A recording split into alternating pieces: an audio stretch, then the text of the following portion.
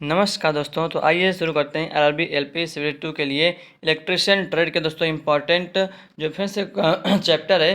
ठीक है, basic electronics chapter हम देखें दोस्तों इस वीडियो में। ठीक है फ्रेंड्स, ये देखिए ये पूरा दोस्तों इलेक्ट्रिशियन का ये सब जो है जो मतलब एलपी सिविल 2 के लिए इंपॉर्टेंट चैप्टर है वो सारे चैप्टर यहाँ पर दिए गए हैं। ठीक है दोस्तों, तो यहाँ पर टोटल जो देख सकते हैं 36 चैप्टर्स हैं। ठीक है, तो इसमें से जो हम पढ़ने वाले हैं वो 29 नंबर का चैप्टर पढ़ने वाले हैं बेसिक इलेक्ट्रॉनिक्स। ठीक है, जो 30 नंबर वाला चैप्टर है ट्रांजिस्टर एंड एफईटी वो दोस्तों हमने पिछले वीडियो में कंप्लीट कर दिया था। ठीक है, तो इस वीडियो में पढ़ने वाले हैं बेसिक इलेक्ट्रॉनिक्स पढ़ने वाले हैं। ठीक है दोस्तों, इस जो है इस पीडीएफ में फ्रेंड्स यहाँ पे देख सकते हैं कि हर एक चैप्टर के बारे में occupational safety and health, trade, हस्त औजार, मौलिक विद्युतीय, सोल्डरिंग, ब्रेजिंग, यानी कि ये पूरा चैप्टर दोस्तों इस सब पीडीएफ में आपको भी सारे मिल जाएंगे। ठीक है फ्रेंड्स, इसका जो थ्योरी है पूरा आपको इसमें मिल जाएगा, वो भी मतलब एकदम सिंपल शॉर्ट नोट्स टाइप में। ठीक है ना, तो फ्रेंड्स अगर आपको इसको पीडीएफ चाहिए तो पीडीएफ के दोस्तों आप जो कॉन्टैक्ट कर लीजिएगा मुझसे। ठीक है, मात्र दोस्तों 25 रुपये में आपको ये पीडीएफ मिल जाएगा, बिल्कुल 25 रुपये, मात्र 25 रुपये में। ठीक है दोस्तों, तो आप मेरा मोबाइल नंबर 9889792600 पर आप मैसेज कर दीजिएगा व्हाट्सएप पे। ठीक है फ्रेंड्स, चाहेगा तो मैं उसको शेयर कर दूँगा। ठीक है आपको, ठीक है।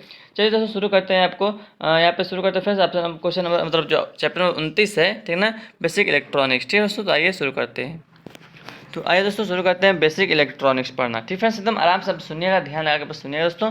मैं बोलते हो जाऊँगा, एकदम आपको समझाते हो जाऊँगा दोस्तों। इसी क्लास में इसी वीडियो में दोस्तों आपको ये पूरा याद भी हो जाएगा। ठीक है ना, तो फ्रेंड्स शुरू करते हैं। देखिए सबसे पहले हमको क्या पढ़ना है कि इलेक्ट्रॉनिक्स कंपोनेंट क्या होता है। ठीक है ना, तो जो पहला है निष्क्रिय घटक यानी कि पैसिव कंपोनेंट होता क्या है दोस्तों। तो देखिए पैसिव कंपोनेंट का उदाहरण क्या क्या है। प्रतिरोध है, संधारित्र है, प्रेरक है, एलडीआर है, प्रीसेट है, पोटेंशियोमीटर है, रेडियो आवृत्ति चौक है, परिणामित्र है, परिणामित्र यानी कि ट्रांसफार्मर है, और मतलब इत्यादि। ठीक है दोस्तों, तो ये सारे दोस्तों ये पैसिव एलिमेंट कहलाते हैं। दोस्तों पैसिव एलिमेंट वो होते हैं जो एनर्जी को मतलब एनर्जी को खपत करते हैं। ठीक है ना, एनर्जी को ग्रहण करते हैं। ठीक है, तो जो भी कंपोनेंट्स दोस्तों जो एनर्जी को जो है ग्रहण करते हैं, एनर्जी को लेते हैं, वो कहलाते हैं पैसिव एलिमेंट यानी कि निष्क्रिय घटक कहते हैं उनको। और एक्टिव एलिमेंट क्या होता है दोस्तों, एक्टिव एलिमेंट जो कि इसमें आता है दोस्तों डायोड, ट्रांजिस्टर, यूजेटी, एफईटी। ठीक है, तो ये जो है एक्टिव एलिमेंट कहलाते हैं। तो एक्टिव एलिमेंट दोस्तों वो होते हैं जो एनर्जी को प्रोवाइड करते हैं, एनर्जी को देते हैं। ठीक है, बैटरी भी जो है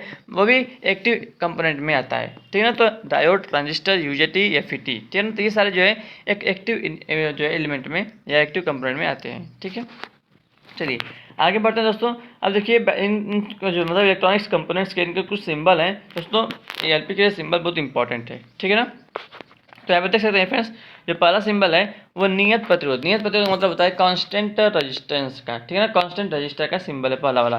जो दूसरा है वो परिवर्ती प्रतिरोध यानी कि वेरिएबल रेजिस्टेंस का है, इसका मान वैल्यू चेंज होता रहता है। ठीक है, जो तीसरा है वह प्रीसेट प्रतिरोध का सिंबल है, प्रीसेट प्रतिरोध। ठीक है, उसके बाद जो नेक्स्ट वाला ये गैंग प्रतिरोध, ये गैंग प्रतिरोध। ठीक है, उसके बाद ये थर्मिस्टर दोस्तों, थर्मिस्टर का सिंबल है। ठीक है, उसके बाद है अरेखीय प्रतिरोध, अरेखीय प्रतिरोध। उसके बाद है ऑटो ट्रांसफार्मर, ऑटो ट्रांसफार्मर का ये सिंबल है। ठीक है ना, उसके बाद दोस्तों संतृप्त ट्रांसफार्मर, देख सकते हैं संतृप्त ट्रांसफार्मर का सिंबल है। उसके बाद दोस्तों परिवर्ती प्रेरकत्व यानी कि वेरिएबल इंडक्टर का सिंबल है। ठीक है ना, जीनर डायोड दोस्तों देख सकते हैं, ये जीनर डायोड का सिंबल है, ये टनल डायोड का सिंबल है। ठीक है ना, तो ये कुछ सिंबल है वो देख लेते हैं। उसके बाद जो है अध्रुवीकृत संधारित्र है, अध्रुवीकृत संधारित्र है। उसके बाद प्रीसेट संधारित्र है। ठीक है, परिवर्ती संधारित्र का सिंबल है, गैंग संधारित्र का सिंबल है, ध्रुवीय संधारित्र का सिंबल है। ठीक है, ध्रुवीय संधारित्र बहुत इंपॉर्टेंट है, याद कर लीजिएगा, इसको देख लीजिएगा।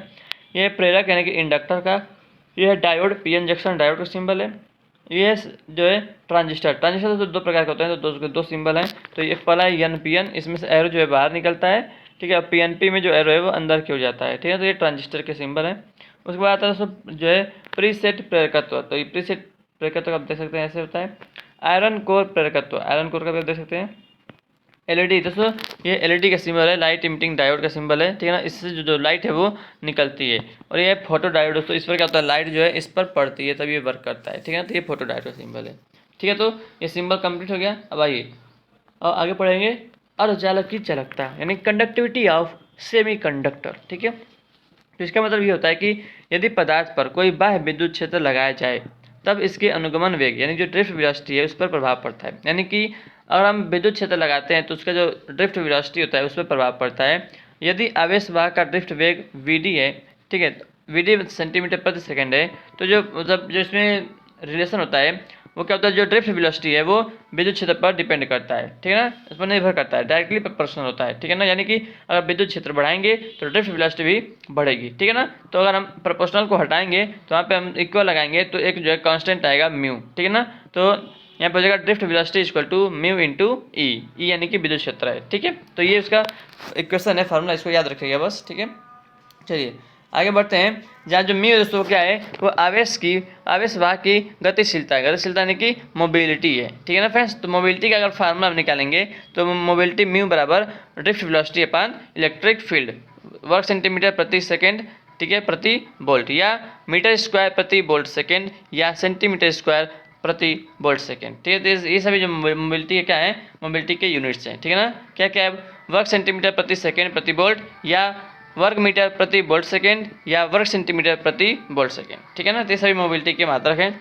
याद रखिएगा ड्रिफ्ट वेग यानी ड्रिफ्ट वेलोसिटी की दिशा विद्युत क्षेत्र की दिशा के विपरीत होती है। बहुत ही इंपॉर्टेंट पॉइंट है दोस्तों, बहुत ही इंपॉर्टेंट पॉइंट है, ठीक है ना। ड्रिफ्ट वेग की दिशा विद्युत क्षेत्र की दिशा के विपरीत होती है। नोट पॉइंट, इलेक्ट्रॉन की गतिशीलता होल की तुलना में अधिक होती है। ये तो सभी जानते होंगे, इलेक्ट्रॉन की जो गतिशीलता है वो होल की तुलना में अधिक होती है, ठीक है ना।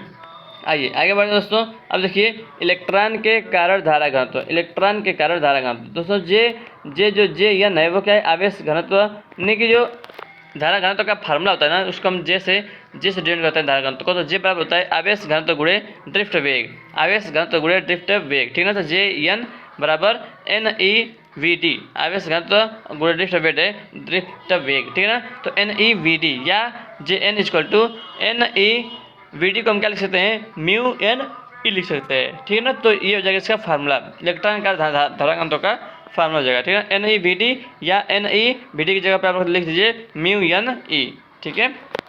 चलिए पदार्थ में इलेक्ट्रॉन के कारण चालकता है, पदार्थ में इलेक्ट्रॉन के कारण चालकता, तो इसको दोस्तों हम जो है ऐसे दर्शाते हैं लैम्डा से, ठीक है ना। तो लैम्डा बराबर क्या होता है, सिग्मा होता है, सिग्मा बोलते हैं इसको, सिग्मा, ठीक है ना।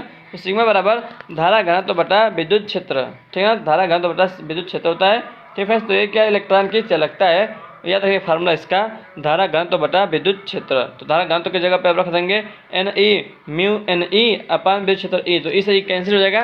तो जे बराबर होता है दोस्तों, जे बराबर हो जाएगा आपका, जे बराबर हो जाएगा सिग्मा ई, ठीक है ना, जे बराबर सिग्मा ई, और इलेक्ट्रॉन के कारण जो चालकता का हो जाएगा N E mu N.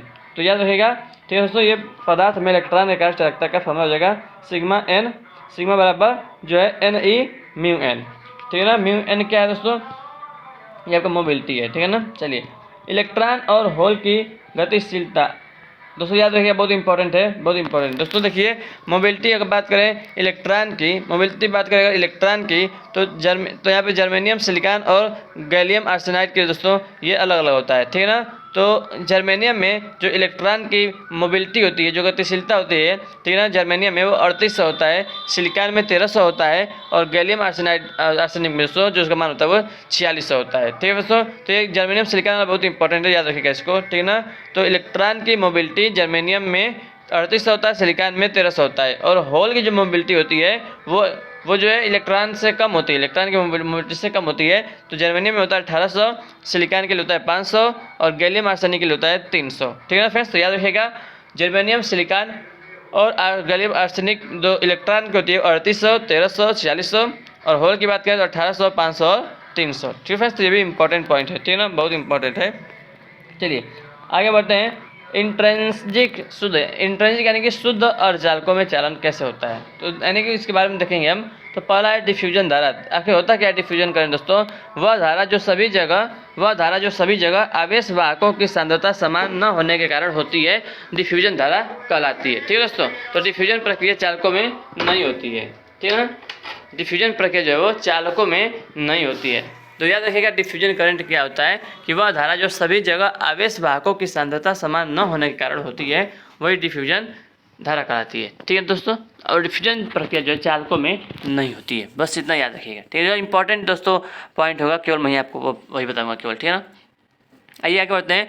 Drift धारा क्या होता है, ड्रिफ्ट धारा वह धारा जिसमें आवेशों का प्रवाह आरोपित वोल्टेज के कारण होता है, ड्रिफ्ट धारा कहलाती है, ठीक है दोस्तों, यानी कि अगर हम उस पर वोल्टेज अप्लाई किए हैं तब जो धारा उसमें प्रवाहित होता है उसको हम क्या कहते हैं, ड्रिफ्ट धारा कहते हैं, ठीक है ना। लेकिन अगर हम जो है वोल्टेज अप्लाई मतलब अगर जो है अगर सभी जगह आवेश वाहकों की सांद्रता समान नहीं है तब अगर करंट फ्लो हो रहा है तो उसको हम डिफ्यूजन धारा कहेंगे, ठीक है।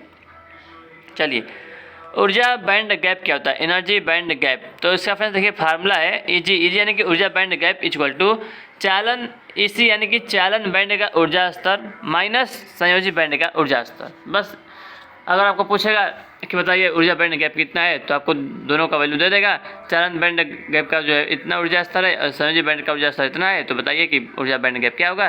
तो आपको चालन वाले में से संयोजी को घटा माइनस कर देंगे, ठीक है ना, माइनस कर देंगे तो आ जाएगा आंसर, ठीक है। आगे बढ़ते हैं, वैद्युतिक पदार्थों का वर्गीकरण बहुत इंपॉर्टेंट है। चालक क्या होता है और अर्धचालक क्या होता है, कुचालक क्या होता है, ये सभी आप लोग जानते ही होंगे। देखिए, चालक वह पदार्थ होते हैं जिनमें मुक्त इलेक्ट्रॉनों की संख्या अधिक होती है एवं विद्युत धारा का प्रवाह सुगमता से होता है, ठीक है ना। और अर्धचालक क्या होता है, अर्धचालक वह पदार्थ होते हैं जिनमें मुक्त इलेक्ट्रॉनों की संख्या कुचालक पदार्थों से अधिक होती है परंतु चालक पदार्थों से कम होती है, अर्थात जो चालकता है वो इन दोनों के बीच में होती है, ठीक है। कुचालक दोस्तों, कुचालक क्या होता है, कुचालक वह पदार्थ होते हैं जिनमें मुक्त इलेक्ट्रॉन नहीं होते हैं, अर्थात विद्युत धारा प्रवाह नहीं हो सकता, जैसे ग्लास, रबड़, माइका इत्यादि, ठीक है। चलिए, उसके बाद अब देखते हैं आगे। देखिए, ये जो है जो पहला है चालक का है, चालक आता है चांदी, तांबा, पीतल, एल्युमिनियम, ठीक है, ये सब चालक है। और ये देखिए इसका स्तर चालक और अचालक के बीच में मैं आपको बताया था, ठीक है ना। तो जैसे जर्मेनियम है, सिलिकॉन है, सेलेनियम है, ये तीनों क्या है, ये जो है सेमी कंडक्टर है, ठीक है ना, और चालक पदार्थ है। चलिए, अब तीनों में देखिए डिफरेंस यहाँ पर चालन बैंड में, तो ये जो है ये चालक का है। तो दोस्तों इसमें जो है चालन बैंड और संयोजी बैंड एक दूसरे पर ओवरलैप होते हैं, ठीक है ना, एक दूसरे के ऊपर चढ़े होते हैं, तो ये वाला है, ठीक है ना।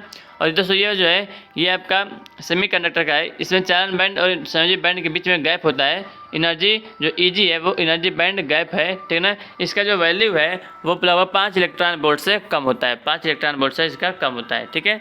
और कुचालक दोस्तों ये दोनों जो है इसका जो इसमें जो एनर्जी जो ये बैंड गैप होता है दोस्तों वो 5 इलेक्ट्रॉन वोल्ट से बहुत ही ज़्यादा होता है, ठीक है दोस्तों। चालन बैंड और संयोजी बैंड एक दूसरे से मतलब गैप में होते हैं और इसका बहुत मान अधिक होता है, 5 इलेक्ट्रॉन वोल्ट से अधिक होता है और ये 5 इलेक्ट्रॉन वोल्ट से कम होता है, ठीक है। आइए इन तीनों में देखिए, चालक में वर्जित ऊर्जा अंतराल शून्य होता है, याद रखेगा, चालक में वर्जित ऊर्जा अंतराल यानी कि फॉरबिडन एनर्जी गैप शून्य होता है, अर्थात संयोजी बैंड एवं चालन बैंड एक दूसरे को ओवरलैप करते हैं, ठीक है, मैं आपको बता रहा था भाई। इसमें देखिए अर्धचालक में वर्जित ऊर्जा अंतराल बहुत कम होता है, लगभग 5 इलेक्ट्रॉन वोल्ट से कम होता है। इसमें बैलेंस इलेक्ट्रॉन की संख्या 4 होती है, याद रखिएगा, इसमें बैलेंस इलेक्ट्रॉन की संख्या 4 होती है, ठीक है। और इसमें देखते हैं फ्रेंड्स, कुचालक में वर्जित ऊर्जा अंतराल बहुत अधिक होता है, लगभग 5 इलेक्ट्रॉन वोल्ट से अधिक होता है। कुचालकों में संयोजक बैंड के इलेक्ट्रॉन को चालन बैंड में आने के लिए अत्यधिक ऊर्जा की आवश्यकता होती है। और ये बीच में दोस्तों ये अर्धचालक के बारे में, तो सभी अर्धचालक 0 केल्विन पर कुचालक की तरह कार्य करते हैं। इसमें संयोजी बंध पाया जाता है, ठीक है ना। 300 केल्विन पर अर्धचालक चालक पदार्थ की भांति व्यवहार करता है, याद रखेगा 300 केल्विन पर, और 0 केल्विन पर कुचालक की भांति, 300 केल्विन पर अर्धचालक जो है वो चालक पदार्थ की भांति व्यवहार करता है, बहुत इंपॉर्टेंट है। देखिए, चालकों में तापमान बढ़ने पर ओवरलैप बढ़ता है, चालकों में अगर तापमान बढ़ाएंगे तो ओवरलैप बढ़ेगा, ठीक है।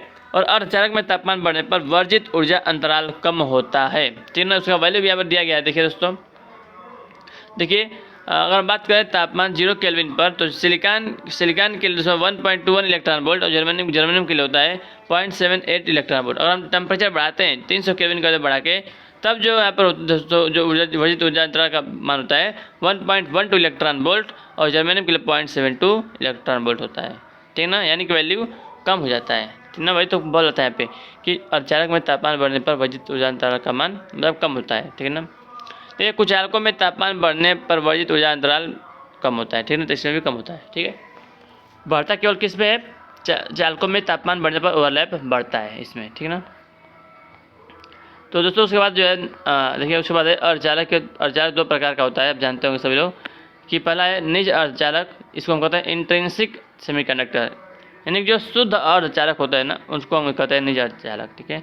एक होता है बाह्य अर्धचालक यानी कि इंट्रिंसिक सेमीकंडक्टर, ये 2 प्रकार के होते हैं, पी टाइप और एन टाइप होते हैं। तो पी टाइप को कैसे बनाया जाता है, एन टाइप को कैसे बनाया जाता है, सब हम जानेंगे, ठीक है दोस्तों। चलिए इस वीडियो में बस इतना ही रन रहें। अभी जो है अभी देखिए यहाँ से हमको ये भी पढ़ना है, ये पढ़ना है, मैं आपको सब बता दूंगा दोस्तों। स्पीड सेमीकंडक्टर मैं यहाँ पढ़ना है, डायोड पढ़ना है, ठीक है फ्रेंड्स। तो बहुत ही सिंपल है दोस्तों, एक बार पढ़ेंगे आपको याद हो जाएगा, ठीक है ना, मैं याद करा दूंगा आपको। तो दोस्तों कैसा लगा वीडियो कमेंट करके जरूर बताइएगा। ठीक है फ्रेंड्स, अगर आपको अच्छा लगा तो लाइक करेगा, चाहे अपना चैनल सब्सक्राइब करेगा, PDF के दोस्तों कॉन्टैक्ट करिएगा, ठीक है ना, मैसेज करिएगा कि PDF चाहिए। ठीक है फ्रेंड्स, तब 9889792600 पर उस पर 25 रुपये भेज दीजिएगा, फ़ोनपे, व्हाट्सएप, गूगल पे, जैसे भी। ठीक है फ्रेंड्स, तो मैं आपको तुरंत जो है इसका सेंड कर दूँगा। ठीक है दोस्तों, मात्र 10 सेकंड के अंदर आपको मैं भेज दूँगा। ठीक है दोस्तों, तो थैंक यू सो मच इस वीडियो को देखने के लिए, आप लोग बहुत बहुत धन्यवाद दोस्तों। मिलते हैं आपसे नेक्स्ट वीडियो में। जय हिंद दोस्तों। अभी अब मेरे पास और भी बहुत सारे PDF हैं इलेक्ट्रिशियन के, जो है मतलब ITI जो इलेक्ट्रिशियन ट्रेड है उसका दोस्तों बहुत ही इंपॉर्टेंट, मतलब मिस्टर जो है रमन सर, जो है रमन सर, आप जानते होंगे रमन सर देहरादून वाले को, ठीक है ना सर, मतलब उनके जानते होंगे आप सर को, ठीक है।